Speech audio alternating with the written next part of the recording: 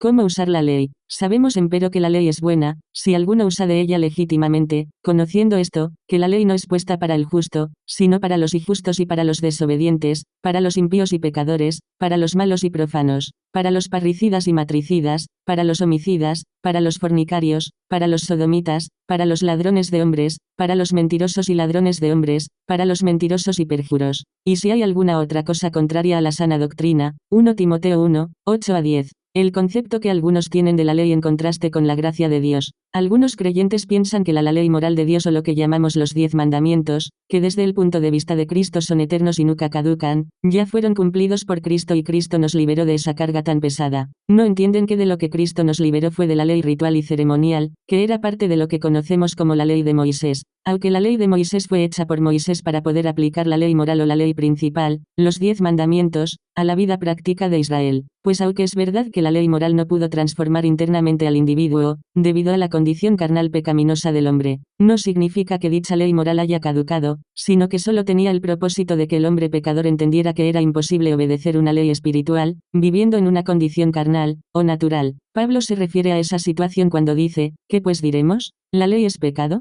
En ninguna manera. Empero yo no conocí el pecado sino por la ley, porque tampoco conociera la concupiscencia, si la ley no dijera, no codiciarás. Así que, yo sin la ley vivía por algún tiempo, mas venido el mandamiento, el pecado revivió, y yo morí, y hallé que el mandamiento, ha intimado para vida, para mí era mortal, porque el pecado, tomando ocasión, me engañó por el mandamiento, y por él me mató. De manera que la ley a la verdad es santa, y el mandamiento santo, y justo, y bueno. Luego lo que es bueno, ¿a mí me es hecho muerte? No, sino que el pecado, para mostrarse pecado, por lo bueno me obró la muerte, haciéndose pecado sobremanera pecante por el mandamiento, porque sabemos que la ley es espiritual, mas yo soy carnal, vendido a sujeción del pecado. Romanos 7, 9-14. De manera que aunque la ley moral era buena, solo podía dar a conocer al pecado, no tenía el poder para redimir del pecado. Lo único que podía limpiar la mancha del pecado era la sangre de Cristo aplicada por el Espíritu Santo en el interior del hombre. Jeremías lo dijo de esta manera, aunque te laves con lejía, y amontones jabón sobre ti, tu pecado está sellado delante de mí, dijo el Señor Jehová. Jeremías 2:22.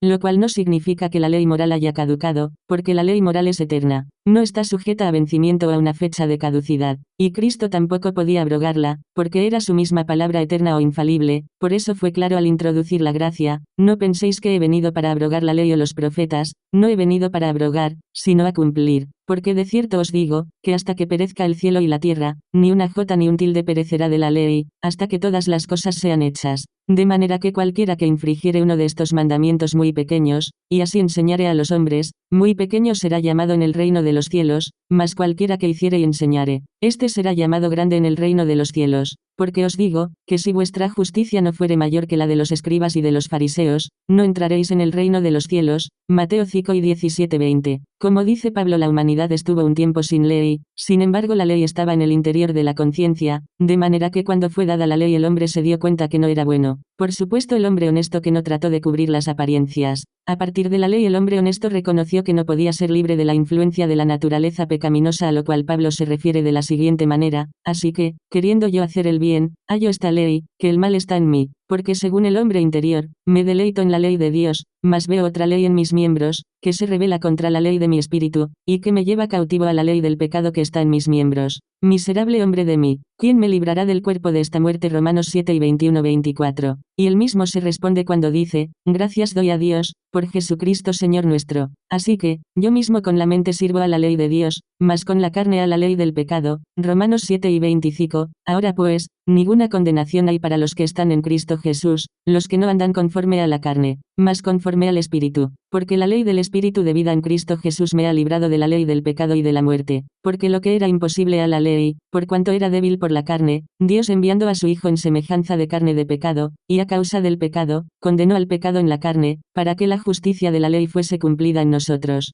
que no andamos conforme a la carne, mas conforme al Espíritu. Romanos 8:1-4. Lo cual no significa que la ley moral haya sido abrogada, sino que el interior del hombre fue condicionado por el Espíritu de Dios para poder obedecer la ley moral o los 10 mandamientos después que vino la ley del Espíritu de vida en Cristo. Por lo cual Pablo dice, y tal confianza tenemos por Cristo para con Dios, no que seamos suficientes de nosotros mismos para pensar algo como de nosotros mismos, sino que nuestra suficiencia es de Dios, el cual asimismo nos hizo ministros suficientes de un nuevo pacto, no de la letra, mas del espíritu, porque la letra mata, mas el espíritu vivifica. 2 Corintios 3, 4-6. De esta manera podemos comprender que cuando un individuo es regenerado y nacido de nuevo se libera de la ley, no en el sentido que la ley haya sido abrogada, sino en el sentido que el individuo ya no está bajo la ley, porque para los que vienen a ser una nueva criatura en Cristo, dan el fruto que corresponde a la nueva creación en Cristo, lo cual dice el apóstol Pablo cuando dice, mas el fruto del Espíritu es, caridad, gozo, paz, tolerancia, benignidad, bondad,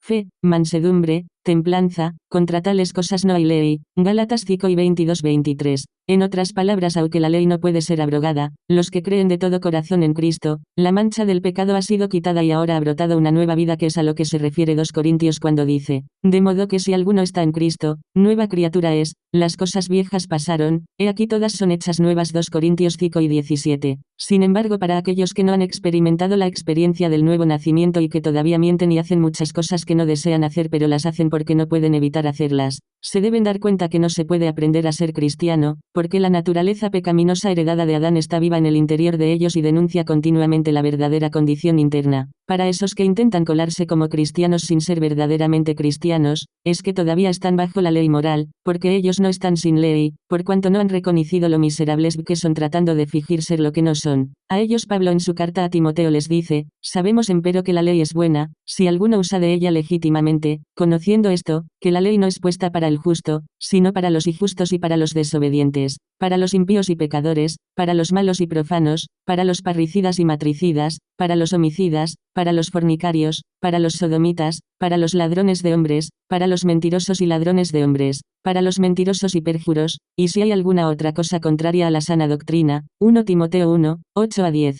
Así que aquellos mentirosos que están entre nosotros, deben entender que no se puede fingir ser cristiano sino examinarse a la luz de sus conciencias y rendirse de una vez por todas, no importar si son principiante, o miembros, o pastor, o ministro licenciado o obispo que haya logrado evadir las normas para alcanzar tales rangos o ministerios. Bienaventurado y santo el que tiene parte en la primera resurrección, la segunda muerte no tiene potestad en estos, antes serán sacerdotes de Dios y de Cristo, y reinarán con él 1000 años. Apocalipsis 20, 6.